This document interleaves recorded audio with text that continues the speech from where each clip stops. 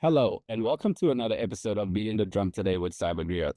In this episode, we will be covering two of my favorite topics, hip hop and cybersecurity. And I'm none other than Kevin E. Greene, a cybersecurity thought leader with industry experience who will be helping us navigate this topic. Stay tuned when I come back. We'll be talking to Kevin E. Greene.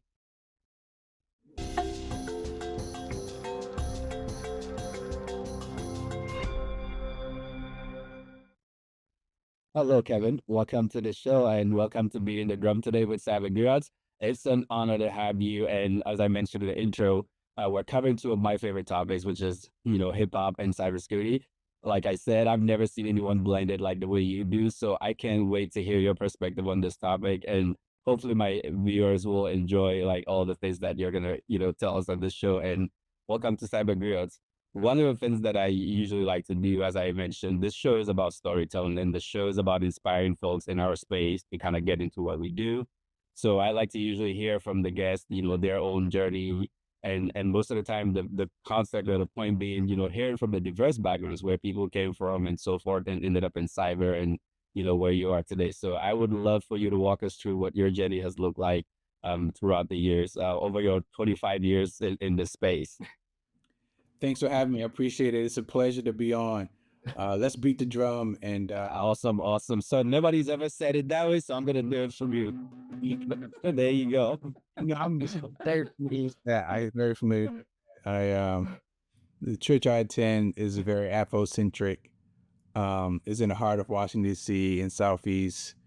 So I'm very in tune with all the traditions, motifs, culture. So it kind of helped make me more well-rounded and shape some of my experiences. So I applaud you for taking this approach and really putting the culture on stage to bring greater awareness around it. So I appreciate that. Absolutely. Thank you for that. And it's a pleasure to have you. I know we tried to do this and schedules and with your busy schedule especially, I appreciate you making the time because it's I know we tend to be always like putting out fires and stuff in our space and chasing fires sometimes. So thanks for coming in. But I would love to hear your journey, how, your 25-year career in this space has unfolded. It's been it's been a very interesting time. I probably forgot more than I realized, like in terms of the journey, right? There's so many things that has happened. Some of the highs and lows. The highs you try to bury because obviously it leaves a poor taste in your mouth. But at the same time, it's something that inspires you and motivates you to keep pushing. Um, I think it started when I was in undergrad at New Jersey Institute of Technology, and we had to for every incoming freshman, you had to, at the time, you had to assemble your own computer. And, that experience, being hands-on, understanding how to assemble your computer, learn about the computers, really kind of whet my appetite in terms of being in an area where there's a technical discipline and just trying to, understand where the world was heading, right, with technology. This was before, the internet became so big. I'm kind of Should be all it's good. You're telling the age right now. but I think it what it did was it awakened something in me. The curiosity, the ability to be very analytical. Eventually I graduated and moved down to Maryland from New Jersey and got a job at the time it's called Bell Atlantic, working in a network operations center. And I just had a curiosity. Like the phone company, right? Yeah. Okay. Before they changed to Verizon. But I just had, a curiosity to want to learn new things. And at the time I didn't even realize that, you know, the way my makeup is as a Pisces, there's this level of curiosity. Curiosity. Yeah, there's a level of, and at the time I wasn't even in tune with that part of me, but it was something that I didn't stray away from, and I just began to kind of like look for things and that were technical and work in in the operations center, learning new technologies, not being afraid to learn new things. And then eventually, there was this one guy named Joe Morris. He was configuring at the time firewalls, and I was like, wow, this is interesting. Mm. So that kind of started my path into cyber. Is I would go home after working, a 9 to 5, you know, take a nap, eat, do my homework because I was doing my master's degree as well, distance learning on campus. And whenever there was a change control window, I would come back. I was I would shoulder surf and look at how to You know what? Yeah. in the firewalls, upgrading the firewalls, and that was something that I wanted to do and be interested in.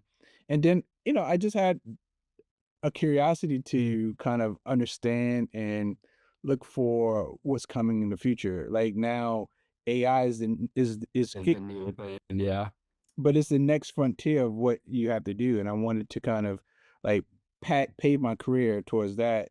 So I eventually got into cyber and been in cyber since. I enjoy it. I love it. I'm not as technical as I used to be, meaning hands-on. I still Yeah. have technical acumen, but I'm not as hands-on as I used to be. Configuring firewalls and You know those. Yeah. I mean, once you move up, you kind of give up some of those skills because you start to do a lot of leadership stuff. I do want to highlight on something you mentioned quite a bit. You use the word curiosity a lot. And on this show, I always try to highlight people that, a lot of folks that at least I've worked with in cyber didn't even come from computer science degrees or anything like that. And I always tell people in this space, one of the big tools for you to succeed is that curiosity and initiative to learn and continue to learn. And what would you say to folks that are still trying to do this? Because I get people who say, "Hey, I want to venture into cyber, but I didn't come from the computer science background or IT background. How do you do this transition?" well, for one, I think cyber has changed so much from when I started. So there's a wealth of information and resources available. You can pull up any LLM and take some It training course. wasn't trade-in. So I think overall it has changed. But for me, I think I just look at my career and I made a lot of sacrifices that at the time I didn't realize that I was making them. But it was something that I it paid for. Right, I made those sacrifices. Didn't realize what I was paying for, but it was something that I was compelled to do because I enjoyed it. So in addition to your curiosity, there has to be some level of passion to go Question. to help drive your desire and the ability to stick with something and not give up. Even in times when things don't always look the way you will like them to look, Yeah.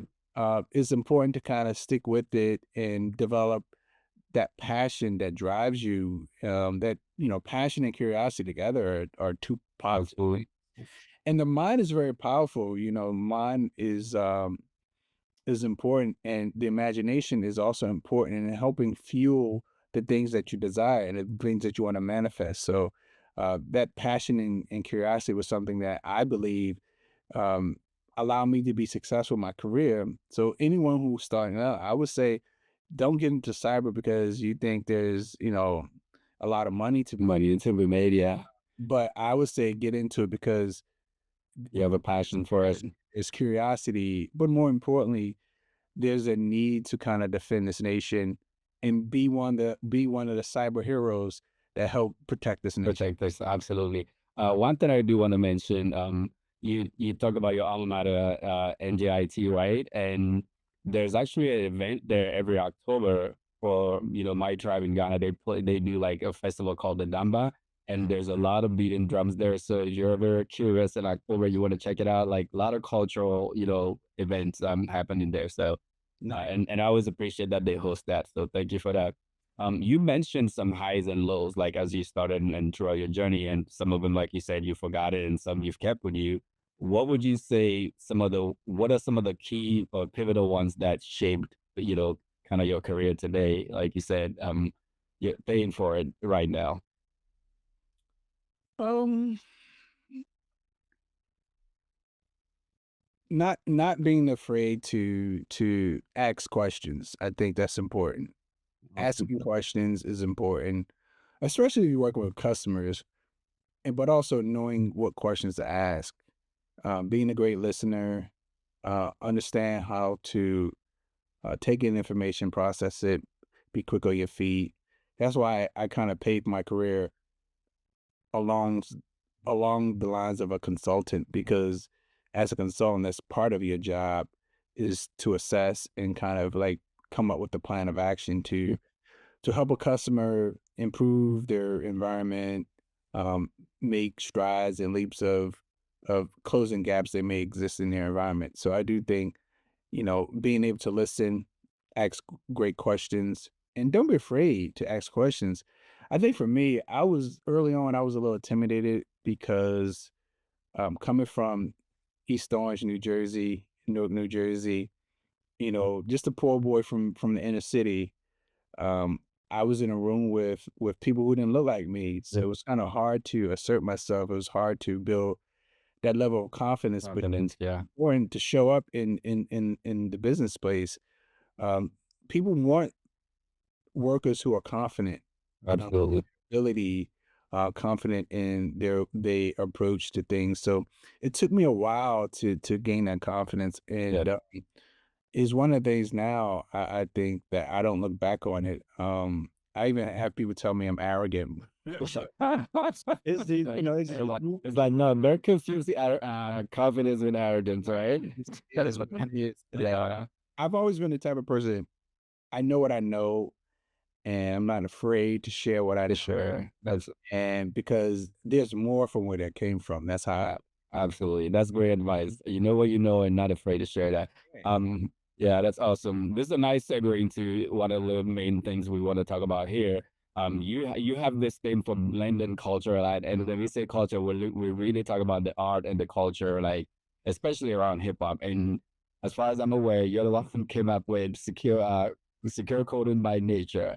Can you walk us through the journey, how that thought process, like how did you come up with that? So when I was at DHS, I was funding research and development in software security, and part of it is working on static analysis research. But the bigger problem is helping developers improve their coding practices. So it was one of those things that I was like, wow, we need something to draw attention, but also educate. So I never forget. I forget the last Super Bowl the Giants was in. They won, and some of the folks that I know from Naughty by Nature was there, Yeah. and the T-shirts that says New York Giants by nature. Okay, I love that. So you mean like Tretch? You know Tretch? Or which one? Because Tretch has always been my favorite. I know all of them. All of them. Oh wow, that's crazy. Those, Oh, I know. those are my big brothers. So I was like, wow. It's like, so I talked to Vinny. I say, Vinny, I want to do this. I told him the idea. I told him why I wanted to do it. He's like, fine, go ahead and do it. And I want to be respectful, right? Make sure I wasn't violating anything. So he gave me the okay to do it. And I wasn't selling them. I was just using them as a way To create awareness and advocacy, right? people ask me, what does secure coding mean? I was like, is secure coding my nature? I was like, it has to be instinctively in you, right? Innate in you, so that you're aware of your coding practices or in refactoring and how that can create vulnerabilities in software. So that's kind of how secure coding by nature came across. Awesome, awesome, and that's some creativity there. So, one of the things that as you talk about it, like, wow, this is interesting. We talk about cybersecurity awareness month, and it's I always have the joke it's become the phishing campaign of the month or something. Like we've just turned into that kind of phishing. But things like the way you do this, like for me, in my opinion, is what creates that awareness and advocacy, right? So I would just say like the creativity matters when it comes to cybersecurity and how we, for example, even sell, and for the lack of a better word, say our services as far as security flows to the business. Well, so if you study hip hop, like hip hop is creativity, like the flow, the cadence, The line, the way then. how they flip metaphors, how producers put beats together. One of my best friends, my childhood friend, his name is Veda Nobles. Veda was very instrumental in producing the Lauryn Hill album. Oh wow! Can you see behind me? Say it again. Yeah, and you guys Yeah, that's one of the best albums ever made, by the way. right. Credits is Vader Nobles, and till this day we're still talking. That's one of my best friends, childhood friends. But just the curiosity, right? Yeah, Trying new things, failing fast. And I think that's one of the things we don't do with cyber. We don't try new things. We don't fail fast. Have you ever been in the room where someone's making a beat? Like they're trying different things. yeah, They're tinkering. They have the room and the creativity to not being afraid to fail. And I think hip hop, to me, that was what attracted me, made me make the correlation, because there's a lot of creativity in hip hop. And if I listen to, like, all the things that KG produced, like there's a level of art and creativity. There's an ear for music. There's a need to understand, like, the blend in music, what people will want. So I sounds that will resonate. yeah. So I do think there's an art to it, and I think there's an art to cyber, and part of it involves being creative. Being creative. So in terms of being creative, as you say, and Kevin, if we do go by that, would you say, just kind of based on some of the frameworks we have, like the list 835s or 53 or whatever, like, would you say we need to kind of blend those into that, because they have come to be more like static, in my opinion, for me, right? Like a lot of those, we don't change them over years and so forth. Would you say it lacks creativity when we kind of build these cyber frameworks? I think they're dated. They're not Then modernized. okay. As you indicate, they're static. The threat environment has accelerated and changed and evolved so much. Threat actors are already enumerated, reverse engineered that entire catalog. So we need to focus more on dynamic controls that are able to anticipate something, adapt security controls, and evolve them over a period of time. And I think with AI, there's an opportunity for us to do that. Yeah. We just have to figure out a way to align, like, these frameworks to be more threat informed.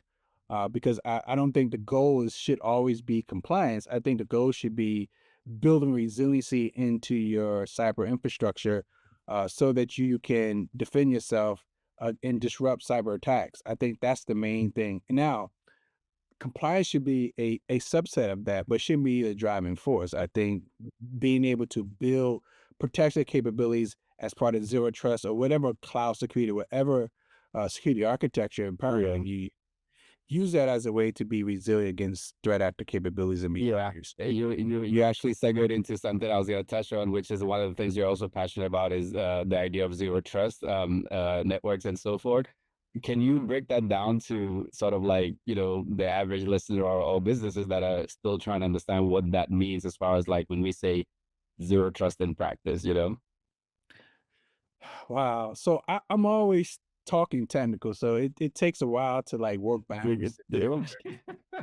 Like, even my family, but, like, explain something, and it's always a challenge because it's, if you're not in the field, there's certain words that you're not used to, certain jargons, but essentially zero trust is is is a way to um, implement security protection capabilities that are based on three principles.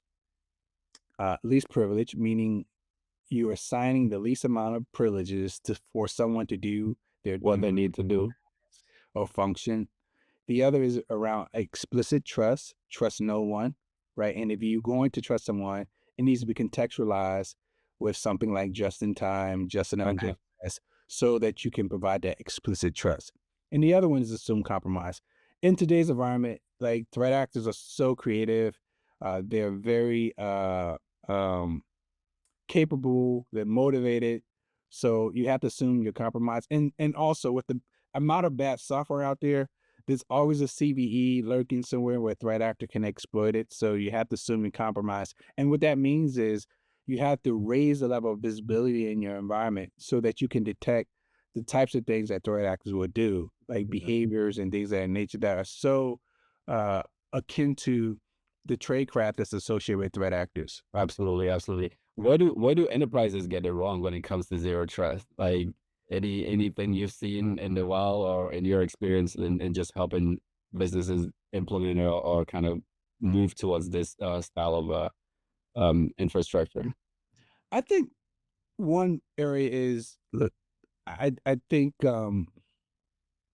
it's not threat informed, and I think when you do something that's threat informed, the main thing is really trying to protect business and enterprise capabilities and also mission capabilities from the government standpoint, and understanding what threat actors are targeting in your mission and enterprise, and build those capabilities into or codify the MITRE attack framework is how you build your zero trust. Like, all security controls are not created equally, right? Yeah. Not like I've always said, like, there's a subset of security controls that are relevant across all cyber attacks. yeah. And I think there's a wealth of information that we need to harmonize and codify that into how we build systems, how we implement systems. So I do think, aligning to the existing threat landscape and really understanding, like, detection is good, but we're detecting things too late. And our zero trust strategy needs to shift more to a prevention first approach where we can help disrupt threat actor capabilities and be more resilient against these cyber attacks. Absolutely, absolutely. And you mentioned identity, and like, authorization quite a bit when you explained that. Do you think, why is that always core central to everything we do in terms of cyber, especially with zero trust, like, um, shifting towards identity, like as a new perimeter, what does that mean for teams? Like, Well, I don't think identity is a new perimeter. I think is, software is the perimeter. is the perimeter, makes sense. Right. But I do think identity is the new battleground for cyber attacks. Given cloud, um, SaaS, now with AI agents, Yeah, MCP servers, all of those things. these agents and these identities, right? So getting that visibility becomes very important. If you look at mostly all of cyber attacks, they involve two things: a compromised account Yeah, and the threat actors looking to gain privilege. And they need it for pre-positioning, they need it to move laterally, yeah, exactly. and they needed to maintain persistence, and we've seen that. So identity is the new battleground. So you have to figure out a way to build your zero trust strategy in the cyber battleground that we're in, right? Why build zero trust capabilities if it's not going to protect you against threat actor capabilities?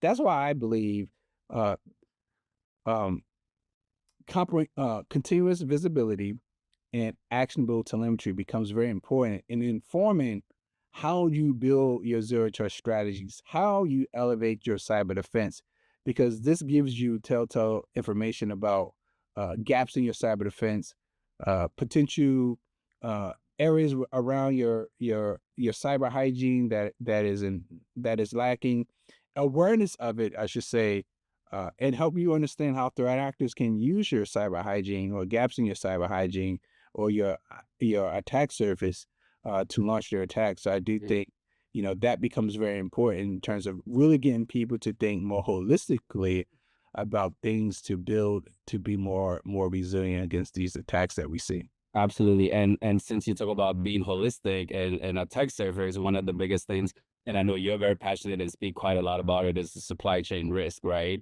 How do you see that in today's world as far as what is the most, I guess, misunderstood part of like supply chain security in terms of our industry now? There is a such thing as secure software. Yeah. I don't think that's attainable. I think we need to move to resiliency in software and make sure we're building attributes in the software that allow software and systems to still function and provide critical functions while under attack. I feel. Your software is not attainable. Like, all software has vulnerabilities. I like that. That's interesting. That's a new perspective. I like that. Secure software is not attainable, but we need to build resilience. That's amazing. As well, not Yeah, that's amazing. I like that. because all software has vulnerabilities and CWEs that are lurking in software. So shifting to something that's more attainable and trying to figure out how do we build resilience in software, and resiliency could be something as simple as software minimalism, where we're building software with only the essential things that it needs. So we're deprecating APIs, we're removing services, network services. Like, we're building software with the essential things. Part of what I see is like there's a lot of complexity in modern software development, and we got to figure out how do we reduce complexity, but also reduce the size of software and building software. Because obviously, the bigger and larger in complexity, the The more greater the good, yeah, the side suffers and risk. Now that said, a lot of the things, as being in cyber, and you talk about building software, and it always goes hand in hand with innovation, right? So how do we really not slow them down in terms of innovation at the same time building secure software? Or let me take it by now. I got to change my phrase in building resilient software. Well, I mean, I don't think it should slow them down. I think we're at a point now where the phenomenon that was associated with agile software, DevOps, or whatever you want to call it, Well, we just have to um, build these things seamlessly into those workflows and those pipelines. And part of it is doing threat modeling, understanding threats, and building that into our design strategies. We also have to do a better job at selecting the different type of components, the ingredients we use to build software, and understand the attack surface that's associated with that. But also, that is a part of research that we need to do to understand what I call defect proneness and attack proneness. That's these rates that are associated with software. Because if I'm a developer, I don't want to use a component that's high maintenance, that has a high exactly. defects or attack proneness associated with it, because that's gonna call requires more work. Well, We already know that patching is Achilles heel in software. exactly. And so I do think there's a lot of different things that I talk about in some of the things that I write about, but ultimately I think shifting the thought process from secure software to something that's more attainable, like resilient software, that allows us to be, more adaptive to what we see with these exploits. Like, that's not going anywhere. And with AI and the amount of information on open source software, I'm almost certain threat actors have enumerated a ton of open source software. They know they're probably sitting on a ton of 0 days. So the goal is to be more resilient. We're never going to get to secure Yeah. software. So we do need to shift how we Awesome. think about building software systems. Awesome. And Byron, from your own term, what do you see as far as secure by nature mean? Like, what does secure by nature mean to you nowadays compared to when you kind of started that thought process? As far as like that terminology is concerned, any difference? Especially with the advent of AI, as you mentioned, we got agentic AI, the MCP servers, and all these new technology and attack surface that we're seeing today. I think for one is about being intentional. I think, intentional, being aware, understanding threat actors more astutely in terms of like their trade craft, what they try to do, how they're using software exploits. Because think about it, like I gave a talk last week at MITRE Corporation, and I said that software security and identity security should be held as national security issues because they are so important to our digital ecosystem. Yeah, And poor software erodes and can evade security controls that are in our designs. designs. Yeah, I said that I came up with there was Mark Andreessen said something around like 2011 or somewhere around there that software is eating the world, but he was talking about it from the standpoint that businesses are getting more and more involved in software to gain that advantage, but also use it as a way to create economic um, opportunities Mhm. for their business. And I said, well, software is not only eating the world, but software is eating and eroding our cyber defense because of all the vulnerabilities we see in software. So I do think that we need to raise the alarm. We need to get people to be more aware that because software is so ubiquitous, is in every aspect of what we do, and then identity becomes the linchpin that is the next level with software. And if we're not building better software, we're eroding our Absolutely. so Absolutely. Absolutely. I want to shift back into something we kind of started in the beginning. We talked about culture, and one of the things you mentioned as you told your story is like there weren't people that look like you and me, or and that that ability for you to kind of get it to the point where you built that courage, would you say that diversity and culture and per se in cybersecurity matters and how that helps in any way? Um, Um, I'm not sure anymore. yeah, At one point, it's always good to see people who look like you in places. It inspires you. It motivates you. So it's always good to see that. But I'm not sure it matters all that much. Um, with remote work, you can have people who live in any yeah, you can see it. right. But I do think culturally, like we have to um develop opportunities for us to be at the table with these technical conversations. We have to start championing more around innovation. I like the stuff that Nas is doing. Nas is probably one of the biggest I tech mean, there's him and KD. They're one of the two of the oh, that's interesting. I always thought it would be like Will I Am because I see Will I Am in a lot of places too. well, I am, but I know KD, Kevin Durant, and Nas are like That's awesome. huge tech investors, and I think that's important because tech tech is changing the world.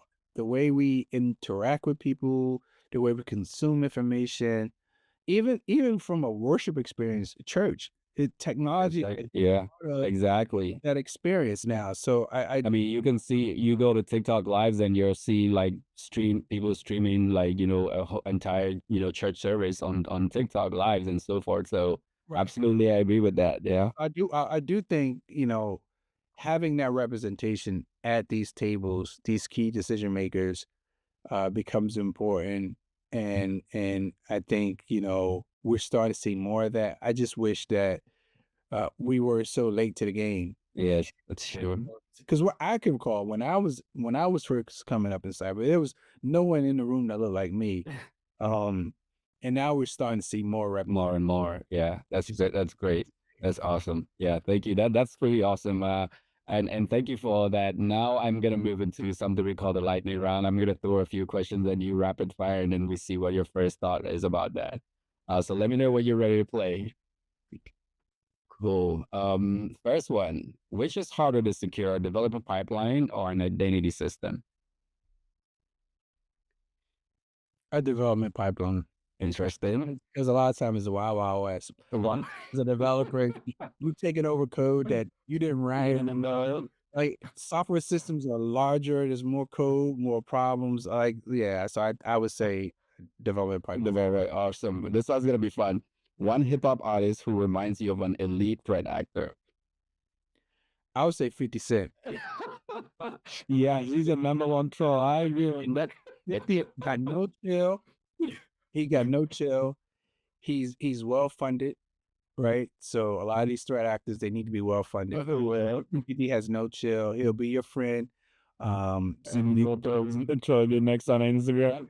Outside 50, 50 very, very crafty. 50 is very he's an interesting character for That's awesome. See, we just better 50 to the Manhattan cyber threat actor in hip hop.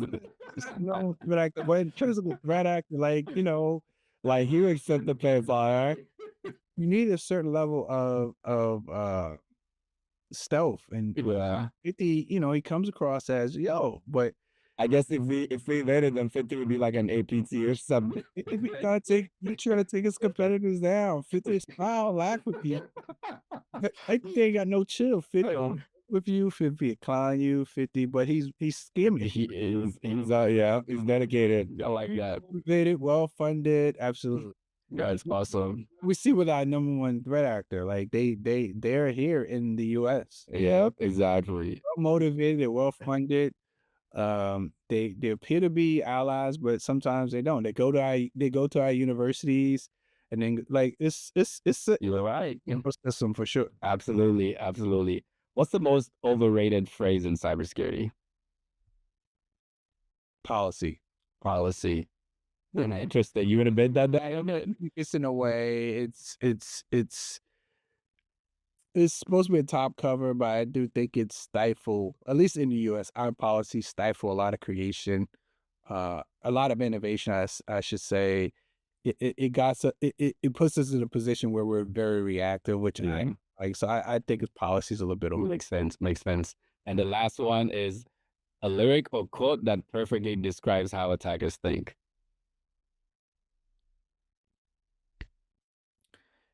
It's the NOTORIO. Just lay down slow, man. My man, aka Biggie Smoke.